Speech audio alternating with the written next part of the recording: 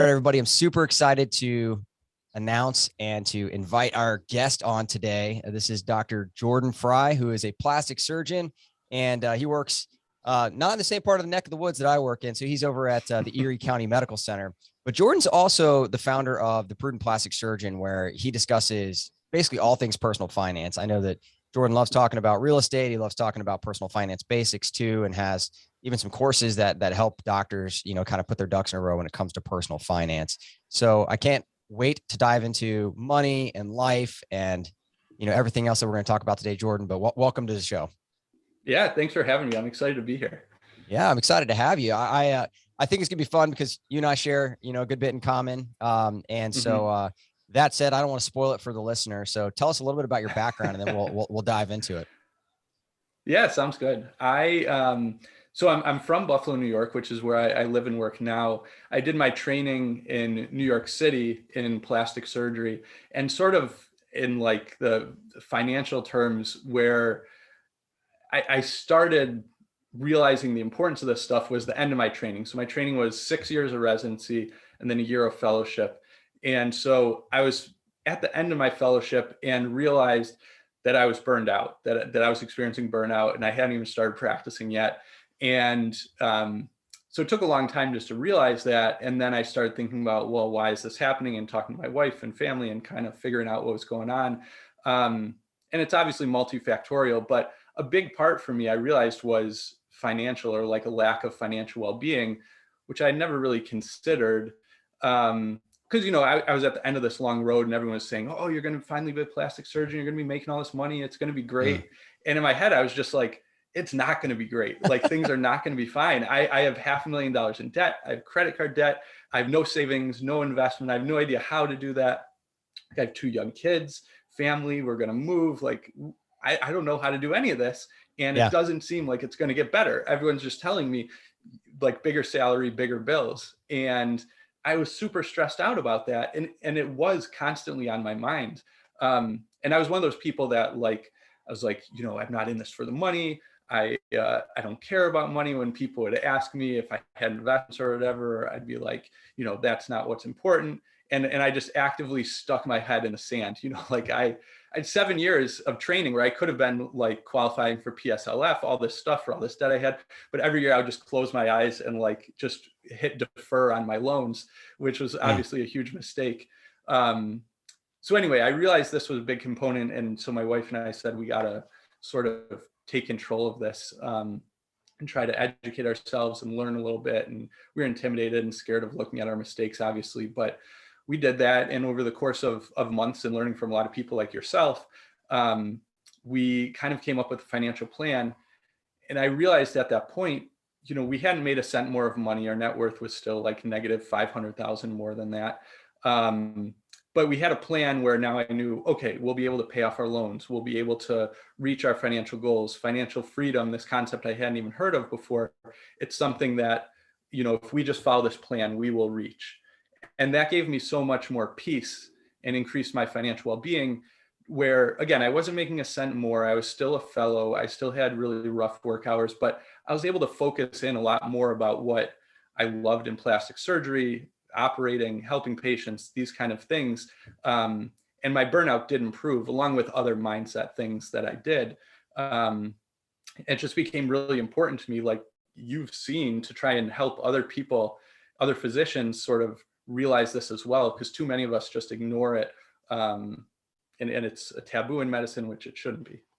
Yeah, no, I mean, you're certainly speaking my language, and it's kind of, I guess no pun intended because where you work, but it's kind of eerie how much we have in common.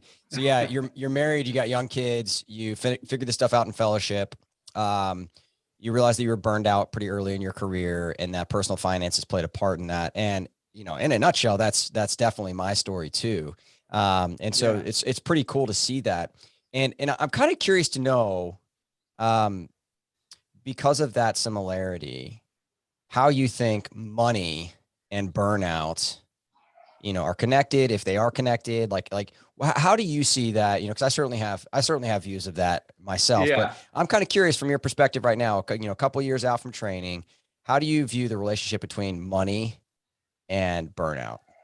Yeah, I think in my mind, I think money in itself is like worthless. I think that's the biggest thing, that when we're saying as physicians or people say, I'm not in it for the money.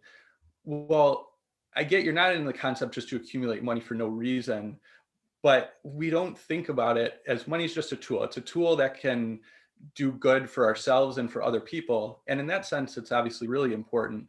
Um, so I think when people misuse or are not intentional with money, then that leads to these things like burnout. And, I think we've all seen, and I saw physicians in my training, I still see around me, people who are obviously not happy at their job or with the work they're doing, but they keep doing it because they need the paycheck to pay for these things, which they have, which are obviously not bringing them the joy they thought, because they're in this kind of burnout cycle.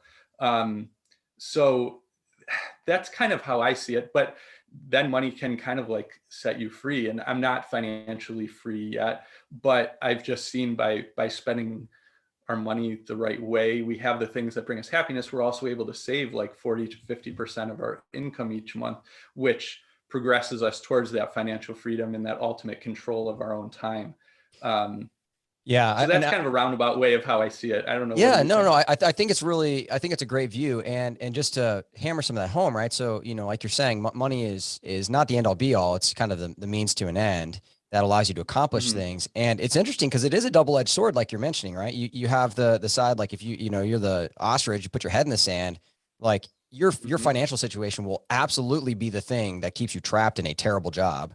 And at the same Yep. time, if you have that freedom on the other side, you can use that sword and wield it as a weapon to kind of fight back and claim some of that freedom, because a lack of autonomy is a huge reason why people are burned out, and personal Mm-hmm. finances, whether you like it or not, are one way that you can kind of reclaim some of that autonomy. And so I agree, if you just Absolutely. ignore it, it's a weapon used against you, via student loan debt and non-competes in your Mm-hmm. contract, and outliving your expenses, and so you can't afford to make a change, but you can use it for you too, which I think is a really good point that you made. Yeah, so I definitely have a lot of similar thoughts on that. But I also want to highlight one other thing you just pointed out, because I think this is really important. People really are like, oh, well, I'm not at financial independence yet, so I'm not going to be free. I'm not going to experience any of that freedom until I get there. And yet, what Mm-hmm. I'm hearing in your story is that you were burned out. And even though you're not at your, financial independence number, you're not creating enough cash flow to technically be financially independent yet, you've already experienced some of that freedom because you're on that journey and you know that you're going to get there. Yeah, a huge amount. And I think that's something that I had to check myself, and probably better said, my wife checks me on, like enjoying the process, because that's the point also of financial freedom, is not to be so frugal or so strict with it that like you're not enjoying, or you're not spending any money, because we spend money on the things that bring us joy, just according to our financial plan. But yes, definitely I've felt that freedom, and a lot of it due to how we're managing our money, a lot due to like how I went about choosing a job, which was very different from initially how I did it. And I think led to me being in a position that I'm very happy with freedom. So yeah, it's definitely just having that plan, starting to think about things intentionally, just changes your whole outlook and your mindset. Yeah. And so walk us through this, right? So you did something similar to what I did. So I started learning about Mm-hmm. personal finance in my fellowship. Shortly after fellowship, I started a blog, right? And it's Mm-hmm. since ballooned and blossomed into, something much more than that. But you started a business right after or during, maybe it was during your fellowship that you started the Prudent Plastic Surgeon. It was right at the end. Yeah. June, and Yeah. I graduated like a few weeks later. Yeah. So tell me this, because I get this question all the time, and it's going to be refreshing for me to hear someone else answer this question. But you are married, you have kids, you work as a plastic surgeon, you've written some academic papers, and you have this business. So please tell me why a young doc early in their career would start a business like the Prudent Plastic Surgeon, and what kind of made you do that?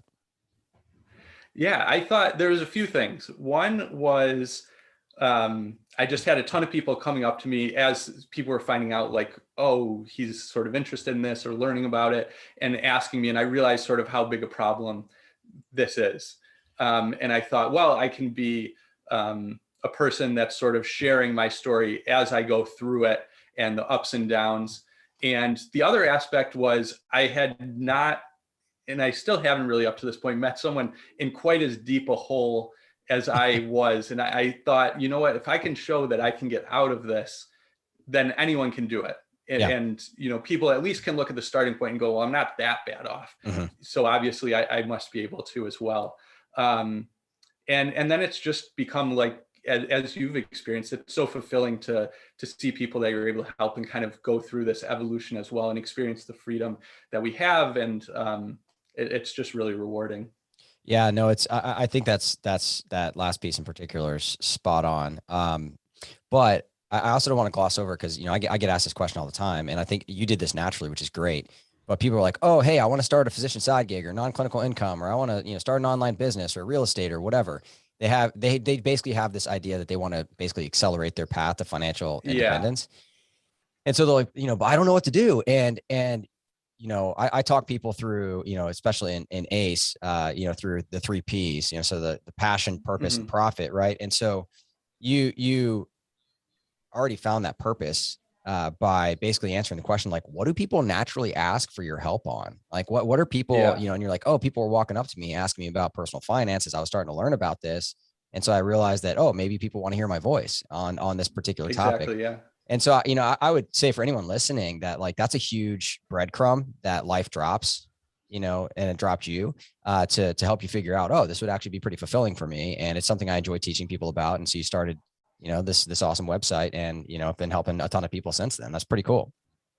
Yeah, no, thank you. And I think it is, especially when you start out, it's not, you have to have that passion and purpose. And I know you talk about this a lot, and it's where I got it. Because if you don't, you need persistence. You need to keep going. It's not something that's going to happen overnight. It takes a long time. I can remember for months when it was just basically, my family reading the blog. And but you if you enjoy it and you truly feel you're fulfilling, a mission, then it's sort of, you don't care about that other stuff. And then eventually it's going to naturally come.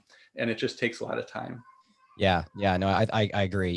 It's avoiding the dreaded land of the jobby, right? You don't want it to be, a hobby that you sometimes treat as a business, because you will give up on that. But when you know from the outset that you're out there to help people, and that the byproduct of helping people is money, because again, it's never about money in and of itself. So yeah, no, I think that's pretty awesome. So I am curious, for the people listening, they're hearing the story, like, and I looked on your site to get some specific numbers, right? You were negative $520,000 in debt. And then you increased your net worth by $1 million in about, a year and a half. Right. So I'm kind of curious, for people following in your footsteps, can you describe how your personal family is trying to get to financial freedom, to kind of have that personal autonomy and to use what you've learned? Like, how exactly are you guys going about that process? Yeah, we do a bunch of different things. And like our financial plan is all like published, but we do it with both just traditional sort of like saving and stock investment. So my wife and I, we max out our 401k. And that's really the retirement vehicle we're using currently. We pay off debt a lot. I had a huge amount of debt. My wife was lucky. She had scholarships through her education, so she had minimal debt. But each month we pay huge amounts. About a third of what we make goes towards paying off that debt. Even though it's relatively low interest for us, just being debt free, the mental aspect of that is huge. And then we also invest in real estate, which has become a big part and was a huge part in our net worth growth.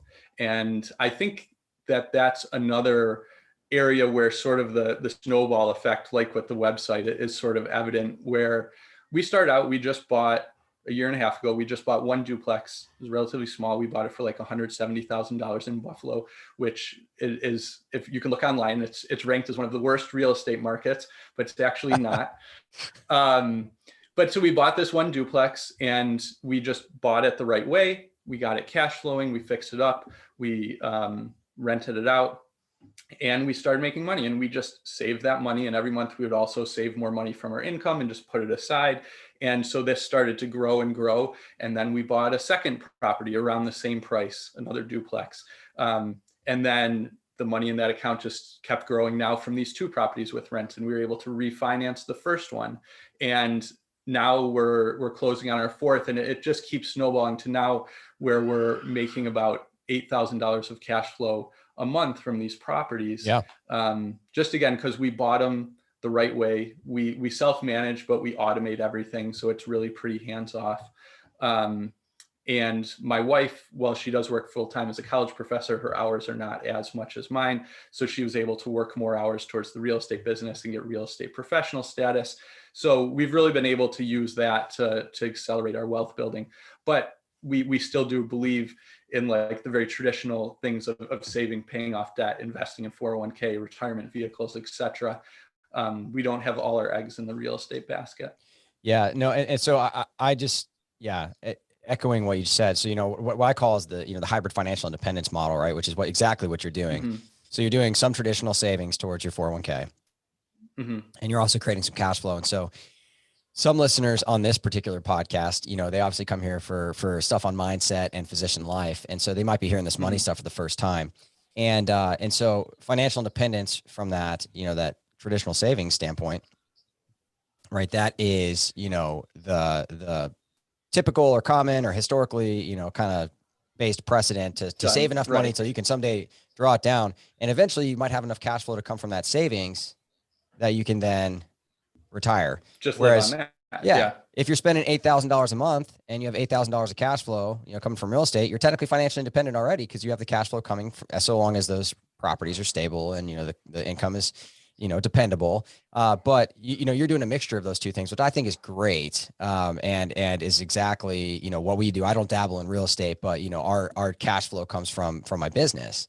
And so that's how I'm able to, be part-time in medicine and still do anesthesia, which I love. And I'm also still able to be home and have work-life balance and make it to basketball practices and t-ball games and gymnastics. So it's pretty cool that you're doing that. And it just goes to show there's a million different ways to do it. Right. Yeah, exactly. And there's no wrong way. And some people, the idea of real estate or being actively involved in that, I mean, it is work for us, and that may not be something everyone's interested in. That's fine. You can even just do the more traditional, just save 20%, invested in index funds, work, 30 years at a job you love, retire financially independent, on your own terms at that point. There's nothing wrong with that. It's just about figuring out, again, what plan fits you best. And I always say we started out just writing down our financial goals, just saying we want to be debt free in this amount of time. We want to have a net worth about this amount of time. I want to have the option to go part-time if I want in 5 years. And then our plan, we're able to figure out how to invest so we could reach those goals. And I think sometimes people don't always think of those goals first and just start investing and aren't really sure if it matches up. So I think that's an important part. Yeah. So talk about a little bit about that, right? So you mentioned this kind of in passing, but I get asked this question a lot. So the psychology of paying off debt, like there's a mindset to that, right? Like the psychological benefit of paying off debt. And so, you're talking about investing in real estate properties and saving investments inside your 401k. And then we kind of slid that comment in there. I'd love to know, like, when it comes to someone saying, hey, like, should I invest or pay off debt? What are your thoughts about that psychological advantage that you mentioned? I am really a fan of paying off debt. And I kind of get beat up for this a lot, especially now because, well, I guess interest rates are rising, but they had been so low and people are like, oh, my student loans are at 2.5% and I can invest for 10% or 7% or something like that. Shouldn't I just do that? And the math obviously works out, assuming that that investment truly will net you what you think it will. But in the case of index funds, you can historically say 7%. And so yeah, that 5% difference between your debt and what you could get with index fund investing, that should tell you to index fund invest. But still, with my plan, we're paying that money towards debt. We get our match in 401k, but the rest, instead of investing in a taxable account or something like that, we pay off debt. And the way I see it, it's a guaranteed return, but better yet, once you pay off all your debt, that's all cash flow that's coming back to you. And that once you feel you're ready to retire or you want to back off, you don't have those things that are, the holes in your bucket that are just draining your income. that aren't letting you scale back because you need that income to pay those things off. So I really think that being debt-free is like the ultimate. I can't wait for it. Even just getting out of the credit card debt, which we had a lot initially, that was such a huge step for us. And so now the same thing with our student loans. And like I said, we are doing it, even though my private refinance student loans, I think, are at 2.75%. Our federal loans are obviously still at 0% as we're recording this, but we still pay them off. Yeah. And I, I just always, it's interesting that everyone tries to become like a cold, hard, rational logician. Like they're like, oh, it's just about the math. Yeah. And it's like, no, you're human. You're still human. Like there's still psychology and you're not rational. Like no, none of us are rational. Mm-hmm. And I've also never met somebody who paid off a debt and was like, you know what, I just really regret paying my debt off. Like I've just never met that person. Yeah, exactly. And so until I do, so, yeah, sticking to it. Yeah. No, I think the other thing is too, people always say, well, I have X number of dollars, I could pay it towards debt or I could invest it. But, because of interest arbitrage, I want to invest it. And it's rarely that whole amount actually goes towards an investment. A lot of times it ends up getting spent somewhere else, or it's like, oh, you know what? Well, if I just take that extra $500 a month and I put it towards a car payment or something like that, or towards a car lease, often that sort of mental gymnastics happens. So I think, again, just pay yourself first, just pay it off towards that debt. And that's the way to go. Yeah. I totally agree. And I think student loans have a special place of hatred in most physicians' minds. And so I actually, when I'm teaching people about, the exact, like the step-by-step method to pay off, like using your cash flow to pay off stuff and to invest in, like, in what order, like student loans has like its own line, like irregardless of what the interest rate is. And it's because there is a psychological benefit to paying off your student loans. And if you say otherwise, like you're just not being honest about it. Yeah. I saw someone, and I wish I could remember exactly to give them credit, but they had, for each one of their different loans, they had assigned it like some villain from like, whatever, a TV series or movies. Yeah. And every time they would pay it off, it was like, they killed him in some way. And I thought that was really cool. So I've tried to start thinking of mine in that capacity. Yeah. That's actually hilarious. So like when they paid off their loans, they vanquished Voldemort. Yeah, exactly. That's pretty cool. Well, hey, I'm kind of curious, right? So we've talked about, personal finance from, the investing side and personal finance from the real estate side, but you're also an entrepreneur. And so I'm curious, for those that are out there, like they're listening to this, they see all these people creating online courses and coaching programs and starting blogs and podcasts, or, all these entrepreneurial efforts that a lot of doctors are involved in now. And some people have this, FOMO about that. So I'm just kind of curious, like, what's been your biggest challenge as an entrepreneur in the last couple of years running the Prudent Plastic Surgeon? I mean, it's definitely putting yourself out there. And, my goal from the very beginning was, I said, I'm going to be 100% transparent, 100% genuine. And you're a huge influence in that, because that, people see that and they relate to that. And that's sort of, if we're going to put ourselves out there, it's a little bit, I feel like, what we owe them, because again, there's other people going through this stuff that feel like they're the only one.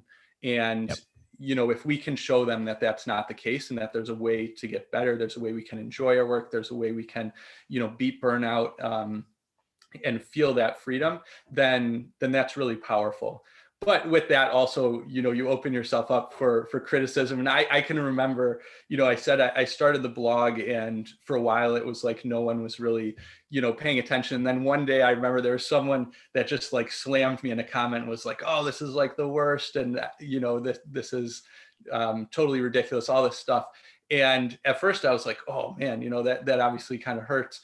But then I was like, well, someone's reading this, and they obviously had a strong emotional reaction. So that's how I try to kind of view when those things happen. And like everything, it's about mindset, and no one's always going to agree with you. And I try to always turn it into a productive discussion back and forth, or to see, why they disagree, or why they think this is not a story worth telling. Yes. So tell me about that piece. Like you're talking about the mindset. So how do you go about working on that for you? I'm going to frame it in this way, because I just read what I think of this is this great book, The Gap and the Gain. I don't know if you read that one. Yeah. But talks about how so many of us live in the gap of where we feel that life is happening to us, and we're constantly measuring ourselves against some ideal that we're not reaching, and that creates obviously unhappiness, versus the gain where we're having life happen for us and we're measuring ourselves backwards, where we're still holding an idea in the future to kind of guide us, but that's not our measuring stick. So now I'm constantly reminding myself to try to stay in the gain when situations happen, when things don't go as planned. And that happens as an entrepreneur a lot. We think we have these great ideas of, wow, this is something that can really be useful for a lot of people. And maybe it doesn't always get perceived that way, either at first or at all. And that can feel really defeating at first, but trying to reorient ourselves to be in that gain of, well, how is this moving me forward? How can this push me on to the next way that I can help people or reach people? Or maybe, I was just kind of off on this idea. What can I do different? So I think that's how I'm always trying to look at it. And of course, we naturally have times where we fall into that gap, but it's just about reminding ourselves and pushing back into the gain as much as possible. Yeah, I love how you kind of flip that perspective or narrative on it. And to go back to, what you talked about in terms of that one hater in the comment section, the person sipping their haterade. What I tell, young entrepreneurs that are kind of coming up is, a couple lessons that I learned in that space are like, you can either be judged or you can be ignored. Right. And so like when nobody was reading your stuff, you were just being ignored. It wasn't that like, people didn't disagree with it. They just hadn't read it yet.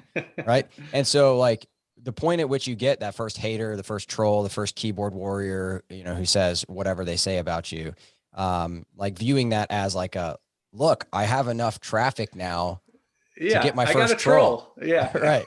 And so it's, and as they say, don't feed the troll. So, I ignore, and it's funny because being a people pleaser, I used to respond to a lot of it, comments or emails or whatever. And now I literally just delete. It's just gone. I just don't think about it anymore. Cause like, it's going to happen. And I think it was Hala Sabri who said it this way. It was basically like, what unsuccessful people don't have? Haters. Yep, exactly. Like, and just like reframing it that like, that's kind of a sign that you made it. Right. And so you're focusing on that gain that you've had, like you're mentioned from the gap and the gain is that actually, that's a sign of success. But I do think it's important, what you said earlier about putting yourself out there, right? That is a part of it. And a lot of people, myself included, started anonymously because they're concerned about that. And so, kudos to you for doing that.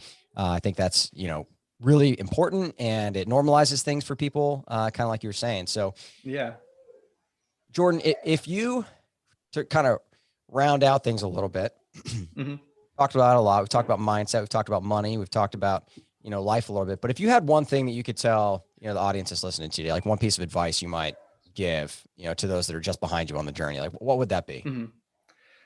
You can do it. It's as simple as that. Because for so long, I didn't think that I could, in terms of personal finance, or even just not feeling burnout. I just felt in that hamster wheel of medicine that we've all at one time or another felt ourselves in. And I didn't think it was possible to get off, but it is. And again, people like you, and I hope myself, are showing that that's possible, and we're no different than anyone. And it's funny because, again, when you start to think about mindset, you see it everywhere. But all of us in medicine, we have, in general, this really healthy mindset about our capacity within medicine. We do these like impossible things like residency. When you look back at residency, it's this crazy time, and it's amazing that anyone's able to do it. But we just will ourselves through because we say, I can do this. But then in other parts of our life, like personal finance for me, I just wrote it off completely. I said, there's no way I can do this. It's too complicated. Well, how ridiculous is that? We've done like the hardest thing, so we can do it. And it's not going to feel like that, but you truly do have to start one step at a time. Like you always say, start before you feel ready, because you'll never feel ready. But you absolutely can do it. I think that's great advice, man. And I think getting into action is one of the biggest things, for just exactly why that tagline exists. Well, Jordan, if people want to learn more about you and what you offer and what you're teaching over, at the Prudent Plastic Surgeon, how can people get a hold of you or find your stuff? Yeah, you can go to my site. It's just www.prudentplasticsurgeon.com, or you can email me directly at jordan@prudentplasticsurgeon.com, and I make sure to respond to everything. So yeah, feel free to reach out. Awesome, Jordan. Well, hey, I appreciate having you on the show, and I appreciate you coming along and teaching us about money today and all of the other tips and tricks and tidbits that we got to touch on. Yeah, no, thanks for having me and for all your support. Yeah, likewise, man. Can't wait to see where you take off to next. Thank you.